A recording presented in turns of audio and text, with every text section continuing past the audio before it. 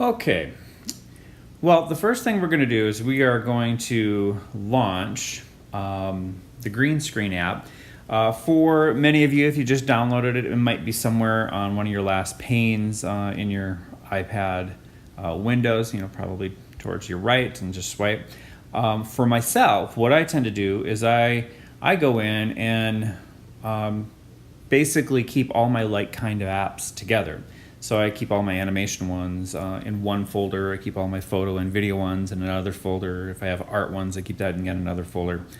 And you're going to see two that have kind of a pink octopus on them, green screen and animation and drawing. They're both made by Do Inc. and they both work really well. I think for $5 or $6, the combined total for the two. They do a really nice job of giving us this holographic look. It's not the only thing that they can do. Obviously, they were designed for many other things. They were actually not, I don't think, designed for this utility, but it's what we're going to do, and it's a little workaround that we figured out. So I'm going to launch the green screen app, and what I will do here is you're going to notice that I've got a table. I'm actually sitting in my house. Oh, I can see the green screen's already coming up, and anything that's greenish is getting blocked out. And for a moment, I'm just going to block out blue because I'm going to use just simple file folders. The ones I tend to like a lot are these legal-sized folders from Smead, S-M-E-A-D. When you open them up, they're actually going to tell you that right there inside. You are going to want to make sure that first and foremost, you end up taking this and reversing the fold so that the labeling is on the outside. This is what we want, and it's going to be our cheap little inexpensive green screen tool for us during our time. And I'm just going to simply put a box that's got a little bit of weight in it behind it to stand it up. You could use a variety of things to do this in the classroom. I'm going to angle the camera down a little bit. And you can see I have a little bit of an edge of the table showing on each side. So I'm just going to zoom and crop in. I just basically use two fingers to do that, and I can slide it over with one and there. That I'm happier about. Now you're going to notice there's two different colors of green. Well, it's not going to matter when I actually start taking, this color spectrum and telling it what color to chroma key out. Right now it's chroma keying out blue, and my deck has kind of a bluish tinge to it. And of course, all the green in the woods behind my house has a blueness to it, especially in the evening. So I'm going to change that chroma to a green. And if you're seeing some green show up, you might just need to keep manipulating it until you get the right green that you're looking for. Another thing that you'll want to do is over here, you have the sensitivity scroll that will allow you to be more or less sensitive. So if you're in here and there's like your hands or whatever looks like they're glowing, you probably need to increase the sensitivity. If you go too much, then all of a sudden you've got black spots on your fingers. And shadows might get darkened. So it's a careful line to follow, and your lighting will be key. If you've got good lighting, this will be a little bit easier for you and a little more reliable. Now, a quick tour around this app. When you launched it, it probably looked like this. You would basically start a new project by clicking the plus sign in the upper right-hand corner over here, and then you're going to click Create a New Project. From there, it brings you the window that it launched me into because I was already into it. Up in the right corner, you see a little gearbox that you can click, and a title. You can tag things if you want. The video resolution is listed here. I like to shoot in the highest resolution of 1080p HD, just simply because I'm not too worried about my own storage on my own personal iPad.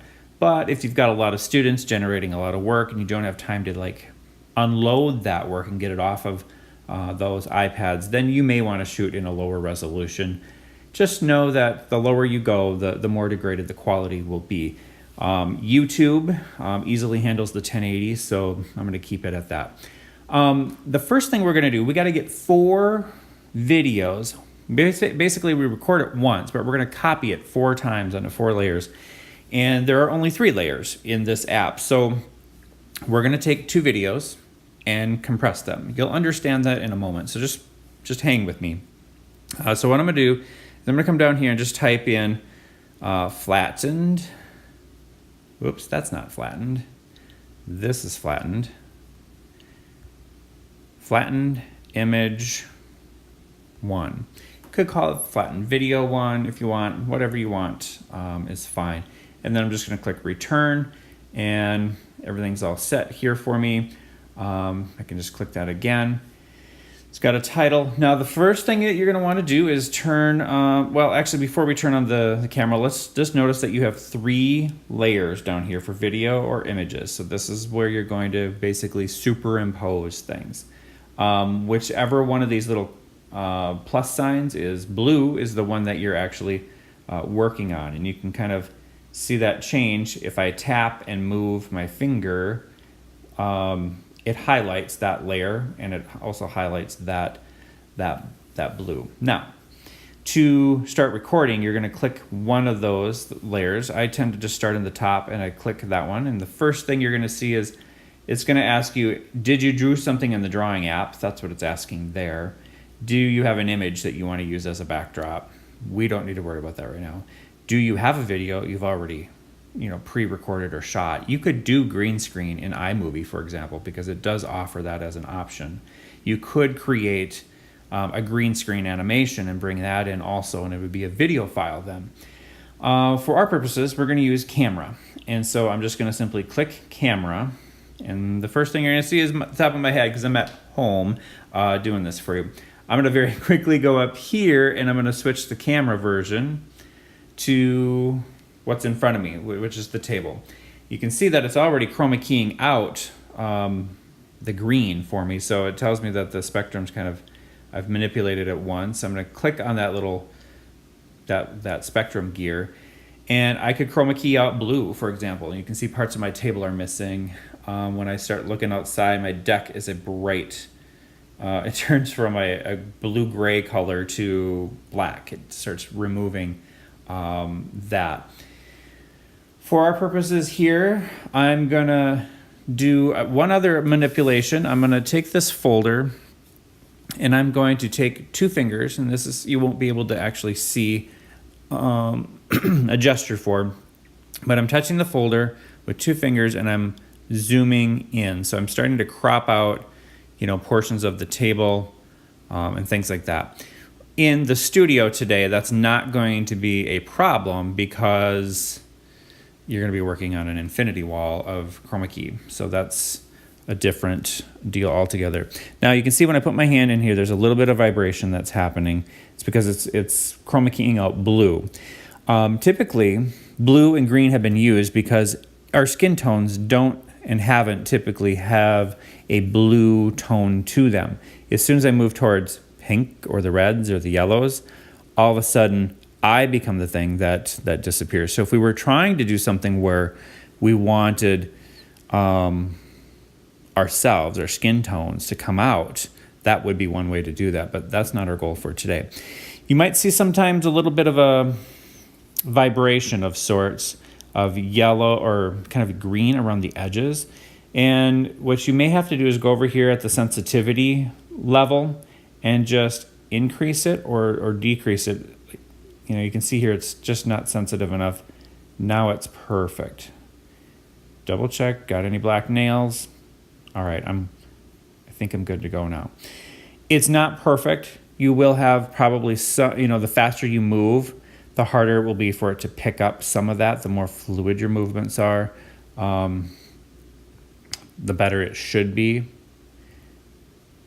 You just don't want to go too far. So it's more of an art than any particular science. All right, I'm going to leave it at that.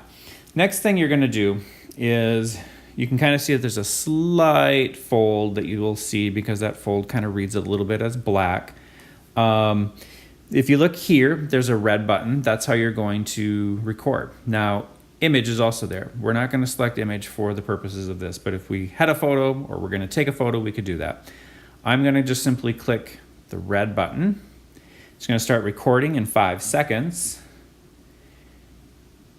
And I'm going to move my hand in. This is just for demonstration purposes.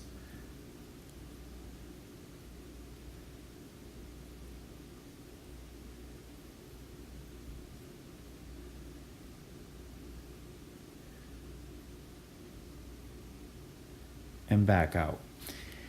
And then I'm going to just simply click over here where that black button is. I know that's not totally intuitive. I'm not sure that that's maybe the most visually understandable way to do that, but that's how they're doing it. Then you get some different options. Do you want to preview your video? Do you want to show the export options, or just simply want to save to the camera roll? I save to the camera roll, and if I don't like it, I dump it later. So there it is. It's in my camera roll. I can click done.